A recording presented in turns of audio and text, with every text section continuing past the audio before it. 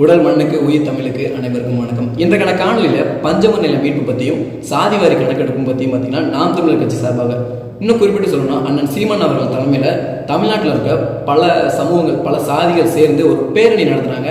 அதை பற்றி தான் இன்னைக்கு நம்ம பார்க்க போகிறோம். பஞ்சம நில மீட்பு.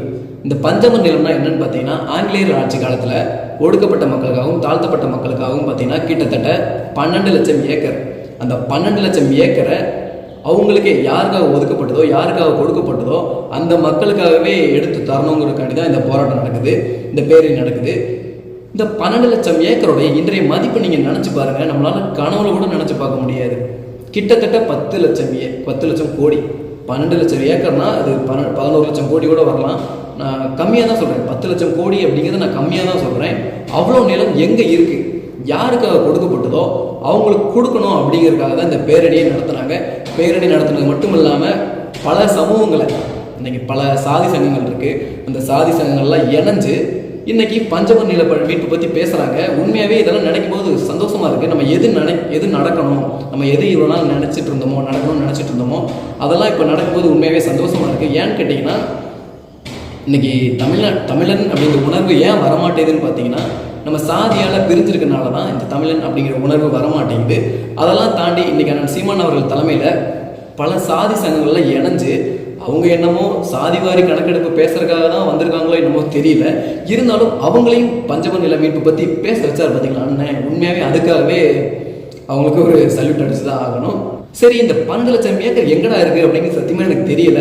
எல்லாம் பிரித்து இருக்க மாட்டேருக்கு. தயவு செய்து அந்த 12 லட்சம் ஏக்கரை, ஏன்னா இன்னைக்கு எவ்வளவோ மக்கள், ஒடுக்கப்பட்ட மக்களாக இருக்கட்டும், இல்லை ஒடுக்கப்பட்ட மக்கள் குறிப்பிட்டே நான் சொல்கிறேன், எவ்வளோ மக்கள் நிலம் இல்லாமல் எவ்வளோ கஷ்டப்படுறாங்க அப்படிங்கிறது உங்கள் எல்லாத்தையுமே நல்லாவே தெரிஞ்சிருக்கும்.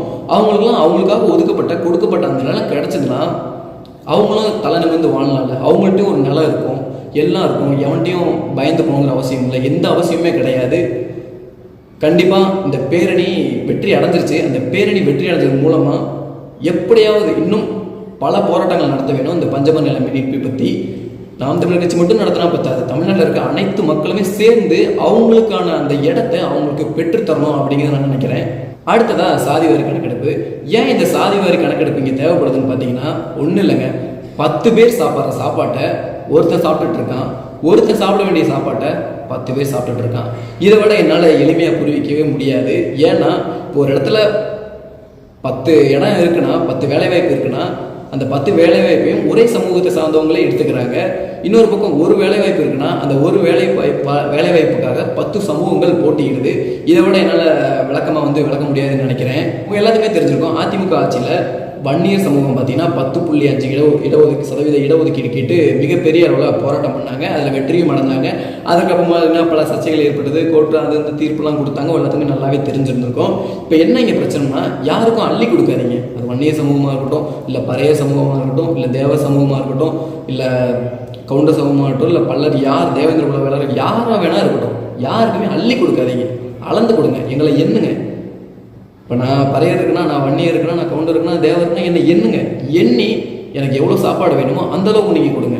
உங்கள் இஷ்டத்துக்கு நீங்கள் அள்ளி, அதாவது 10 பேர், இப்போ நான் 10 பேர் இருக்குன்னா நான் 10 பேர் சாப்பிட்ற சாப்பாடு மட்டும் எனக்கு கொடுங்க. நீங்கள் எனக்கு 11 தர வேணாம், எனக்கு நீங்கள் அள்ளிலாம் தர வேணாம், நான் எவ்வளோ அளந்து கொடுங்க. நான் 10 பேர் சாப்பிட்ற சாப்பாடை எனக்கு தயவுசெய்து அளந்து கொடுங்க அப்படிங்கிறது தான் இந்த சாதிவாரி கணக்கெடுப்பு.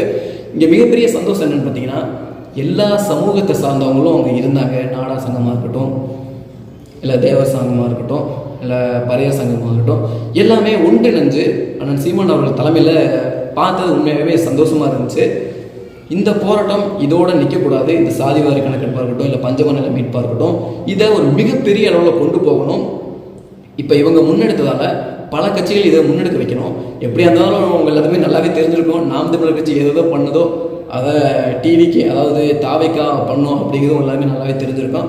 தயவு செய்து இப்படியாவது தாவைக்கா பாய்ஸ் யாராவது பார்த்தீங்கன்னா உங்கள் தலைவர்கிட்ட சொல்லி இந்த ஒரு சாதிவாரி கணக்கெடுப்பும் பஞ்சம நில மீட்பை பற்றியும் பேச சொல்லுங்கள்.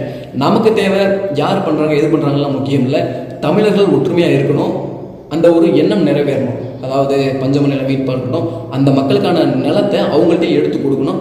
அதே மாதிரி சாதிவாரி கணக்கெடுப்பு, கிட்டத்தட்ட பார்த்தீங்கன்னா சாதிவாரி கணக்கெடுப்பு எடுத்து பல வருடங்கள் ஆகுது, இப்போ எடுக்கவே இல்லை. ஆனால் இப்போ இருக்க திமுக அரசாங்கத்தில் கேட்டால் மத்திய அரசு தான் எடுக்கணும்னு சொல்கிறாங்க. ஆனால் பல மாநிலங்களில், தெலுங்கானாவாக இருக்கட்டும், இல்லை பீகாராக இருக்கட்டும், இந்த மாநிலங்கள்லாம், ராஜஸ்தானாக இருக்கட்டும், அவங்கெல்லாம் அந்தந்த மாநிலத்தை சேர்ந்த அந்த அரசாங்கமே சாதிவாரி கணக்கெடுப்பு எடுத்து முடிச்சிட்டாங்க.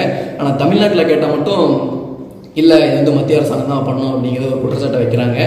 இது எந்த அளவுக்கு ஏற்றுக்க முடியும் அப்படின்னு நமக்கு தெரியல.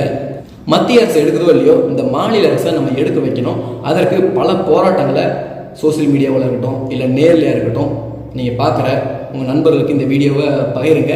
அவங்களும் சோசியல் மீடியாவில் இதை பற்றி பேச பார்த்தீங்கன்னா மக்களிடையே கொண்டு சேர்க்க முடியும். சாதிவாரி கணக்கெடுப்பாக இருக்கட்டும், இல்லை பஞ்சம நில மீட்பாக இருக்கட்டும், அவங்க எல்லாத்துக்குமே ஒரு தீர்வு கிடைக்கும் அப்படின்னு நான் நம்புகிறேன். ஆதித்தமிழர் விடுதலை இல்லாது மீதி தமிழர் விடுதலை வெல்லாது.